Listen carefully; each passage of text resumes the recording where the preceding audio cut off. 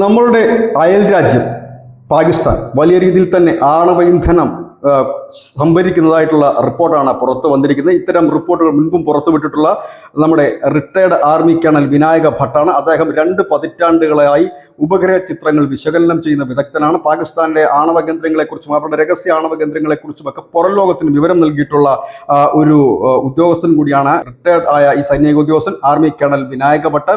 അദ്ദേഹം നൽകുന്ന റിപ്പോർട്ടുകൾ ഇങ്ങനെയാണ്. അദ്ദേഹമാണ് മുമ്പ് ഈ ഖൈരാന കുന്നുകളിൽ പാകിസ്ഥാനിലെ രഹസ്യ ആണവ കേന്ദ്രം ഉണ്ട് എന്നുള്ള റിപ്പോർട്ടുകൾ പുറം ലോകത്ത് എത്തിച്ചിരുന്നത്. കഴിഞ്ഞ ഈ ഓപ്പറേഷൻ സിന്ദൂർ സമയത്ത് ഇന്ത്യൻ മിസൈൽ അവിടെ കൃത്യമായി പതിച്ചു എന്ന് ആദ്യമായി പറഞ്ഞ വ്യക്തിയും ഈ വിനായക ഭട്ട് തന്നെയായിരുന്നു. ഇപ്പോൾ അദ്ദേഹം പറയുന്നതനുസരിച്ച് ഈ വലിയ രീതിയിൽ തന്നെ ആണവ ഇന്ധനം ഇത്രയും ശേഖരിക്കുന്നതിന് പിന്നിൽ ആണവ ആയുധങ്ങൾ കൂടുതലായി നിർമ്മിക്കുന്നതിന് വേണ്ടി തന്നെയാണ്, അല്ലാതെ മറ്റൊരു ആവശ്യത്തിനുമല്ല എന്നുകൂടി അദ്ദേഹം പറയുന്നു.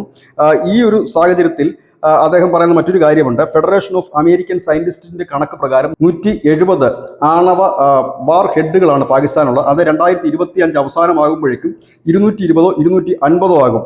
ഇവിടെ നമ്മൾ മനസ്സിലാക്കേണ്ട ഒരു വിഷയം കൂടിയുണ്ട്. ഇദ്ദേഹം ഉപഗ്രഹ ചിത്രങ്ങൾ വഴിയാണ് എക്സിൽ അദ്ദേഹത്തിന്റെ പോസ്റ്റിൽ ഇതെല്ലാം സമഗ്രമായി തന്നെ റിപ്പോർട്ട് ചെയ്തിരിക്കുന്നത്.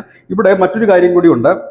ലോകത്തെമ്പാടും എല്ലാ രാജ്യങ്ങളും ആണവായുധങ്ങൾ കൂടുതലായി നിർമ്മിച്ചു കൂട്ടുന്നു, ശേഖരിക്കുന്നു എന്നുള്ളൊരു വാർത്ത വന്നിട്ട് അധികം ദിവസങ്ങളായില്ല. 2 ആഴ്ചയ്ക്ക് മുമ്പായിരുന്നു അത് ദേശീയ തലത്തിലല്ല അന്തർദേശീയ തലത്തിലെ മാധ്യമങ്ങൾ വലിയ തലക്കെട്ടോടുകൂടി അത് വാർത്ത ചെയ്തത്. ഇന്ത്യ ഉൾപ്പെടെയുള്ള രാജ്യങ്ങൾ വലിയ രീതിയിൽ തന്നെ ആണവായുധങ്ങൾ നിർമ്മിക്കുന്നു.